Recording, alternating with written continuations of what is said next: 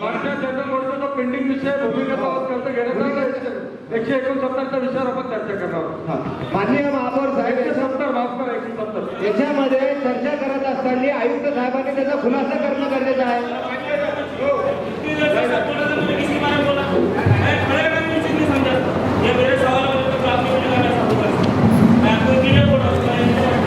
नहीं तो मुझे मामूर साहब हमारे किसी किसी बोला क्या उठ जाओ बैठ जाओ मेरे को आप बोलिए इसका खुलासा होगा ही सभागृहाची शिस्त नाही मी तुम्हाला माननीय महापौर साहेब यांच्या अगोदर मी प्रश्न भूमिगतच्या संदर्भात मी आणि समोर नेत्यांनी विचारला होता. त्या संदर्भात खुलासा होणं गरजेचं आहे. त्याचा खुलासा झाल्याच्या नंतर कोणाला चर्चा करायची तो त्यांचा अधिकार आहे. सुनिए मेरी बात, ये सभागृह की शिस्त नहीं है, ये सभागृह की शिस्त नहीं है. मैं रिक्वेस्ट कर रहा हूँ फिरोज भाई, मैं रिक्वेस्ट कर रहा हूँ. ठीक है, जो भी कमिश्नर लवकर चौकसी करून अहवाल द्या. ठीक है. मैं अब कार्रवाई कर रहा हूँ. सन्माननीय सदस्य विरोधी पक्ष नेते फिरोज खान, सन्माननीय सदस्य मैंने आदेश दिया. अभी आप सन्माननीय सदस्य नरसिंह नगर साहब और सन्मान्य कार्रवाई करनी है क्या? ठीक है, मैं बोल रहा हूँ, आप जगह पे बैठ जाओ.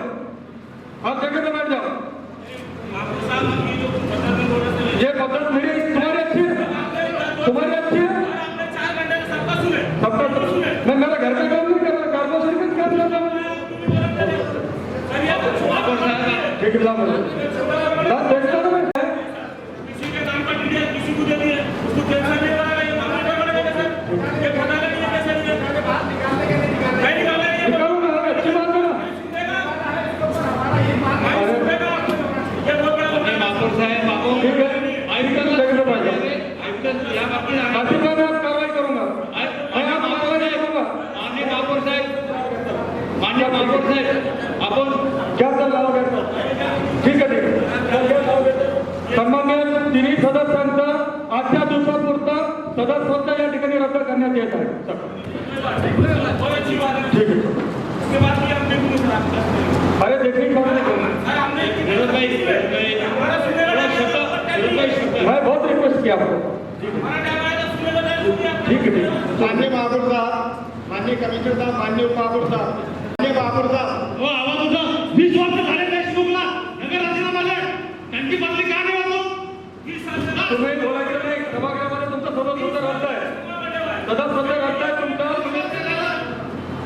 माननीय महापौर साहब, क्या मैं वाला ऊपर में कहा नहीं है क्या? तुम्ही दलित मुस्लिम समाजाचा आवाज दाबण्याचा प्रयत्न करत आहात. माननीय महापौर साहब, महापौर साहब आप बोल दीजिए, नहीं बोल सकते हम. माननीय महापौर साहब, अगर आप ऐसा बोल रहे हैं मस्जिद के लिए आप नगर निगम को बोलने का अधिकार नहीं है. महापौर साहब अगर हम बोलने का अधिकार नहीं है तो आप माननीय महापौर संदर्भामध्ये मला असं वाटतं प्रशासनाने त्याचा खुलासा करावा.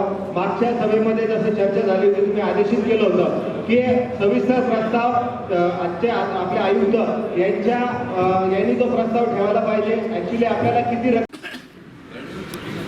भ्रष्ट अधिकाऱ्यांना पाठीशी घालणाऱ्या महापौराचं करायचं काय? भ्रष्ट अधिकाऱ्यांना पाठीशी घालणाऱ्या महापौरांचं करायचं काय? महापौर महापौर महापौर नहीं चलेगी. महापौर महापौर नहीं चलेगी दादागिरी नहीं चलेगी. महापौर महापौर नहीं चलेगी दादागिरी नहीं चलेगी. भ्रष्ट अधिकारियों को सपोर्ट करने वाले महापौर का वरती पाय. मुस्लिम नगरसेवकांचा आवाज दाबणाऱ्या महापौरांचा महापौर महापौर महापौर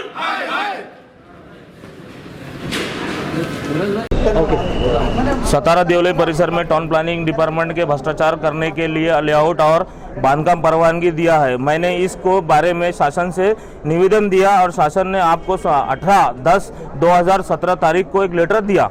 इसके बारे में चौकसी करने के लिए आदेश शासन की तरफ से डिपार्टमेंट ऑफ टाउन प्लानिंग द्वारा कमीशन नहीं, बाद में आज तक कोई चौकसी नहीं हुई। भ्रष्टाचार करने वाले अधिकारी AB देशमुख आज तक टाउन प्लानिंग सेक्शन में बैठे हुए हैं। डिपार्टमेंट में शासन के आदेश को कचरे के डब्बे में फेंक दिया गया। AB देशमुख 20 साल से टाउन प्लानिंग सेक्शन में है। आखिर ऐसा क्या है वो टाउन प्लानिंग सेक्शन में जो AB देशमुख को 20 साल से प्रशासन वहां पर बिठा के रखा हुआ है। मैंने इससे पहले भी CM साहब को लेटर दिया हूँ। CM साहब लेटर अपने हर जगह मैंने चीफ सेक्रेटरी को भी लेटर भेजा, CM साहब को लेटर भेजा, मैंने हर जगह उसकी पूरी पूर्तता करी। उसके बाद मेरे को पूना टाउन प्लानिंग से एक लेटर मिलता है। पूना टाउन प्लानिंग से एक लेटर आया जो कमिश्नर के नाम से आया है। आज से 3 महीने हो गए लेटर को आके, तो आज तक देशमुख पे कोई कार्रवाई नहीं हुई। जब भी हम देशमुख के खिलाफ आवाज उठाते हैं तो महापौर को ना जाने महापौर साहब क्यों उसको इतना फेवर लेते हैं, और जब भी देशमुख के खिलाफ आवाज उठाते तो एक पूरा एक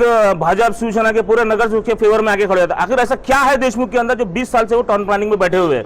मेरा इससे पहले भी मैंने पढ़ेगा गट नंबर 71 में मेरा कहना ये है कि 20 साल से जो आदमी एक सेक्शन में बैठा हो और दूसरे सेक्शन में लोग पानी भर रहे हैं 20-20, 25-25 साल से, मुझे किसी का नाम लेके नहीं बोलना है। देशमुख आखिर क्यों 20 साल से टाउन प्लानिंग में बैठा है? मैंने इससे पहले भी पड़ेगा गट नंबर 21 शकील रजवी की जगह पर संजय सृष्टि को बोगस TDR दिया गया। इसके मामले में मैंने इससे पहले भी कमिश्नर को लेटर दिया। कमिश्नर साहब ने मुझे बोला डिपार्टमेंट की चौकसी चालू।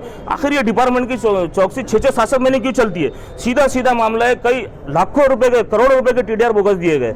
जब ये सब प्रकरण देशमुख के हाथ का हुआ, मैंने कमिश्नर को निर्देश में डाला तो कमिश्नर साहब मुझे सीधा सा जवाब देते हैं कि मैं चौकसी कर रहा हूँ। आखिर 6 महीने से कौन सी चौकसी हो रही है?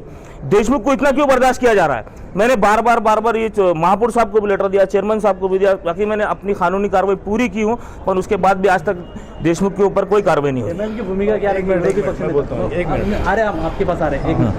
MIM की भूमिका यह है, विरोधी पक्ष नेता होने के नाते जब तक AB देशमुख को टाउन प्लानिंग से नहीं हटाया जाएगा तो हम आने वाले हफ्ते में भी, आने वाले 2 दिन में हम कमिश्नर साहब का भी घेराव करेंगे। ये MIM की स्पष्ट भूमिका है। अगर कमिश्नर साहब इस पर निर्णय नहीं लेंगे तो हम आने वाले 2 दिन में कमिश्नर साहब का भी घेराव करने वाले हैं।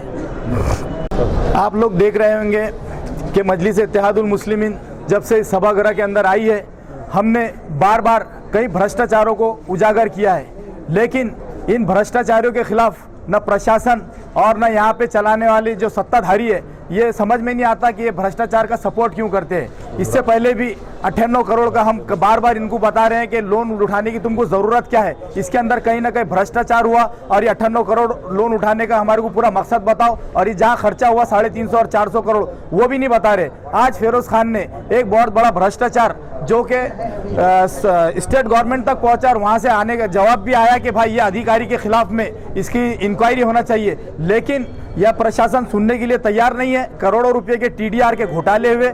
हमारे माननीय आमदार इम्तियाज जलील साहब ने भी इससे पहले विधानसभा के अंदर ये मुद्दा उठाया था कि 500 करोड़ रुपए का औरंगाबाद के अंदर TDR का घोटाला हुआ, और इसका प्रमुख हम समझते हैं कि AB देशमुख जो है इसका प्रमुख है।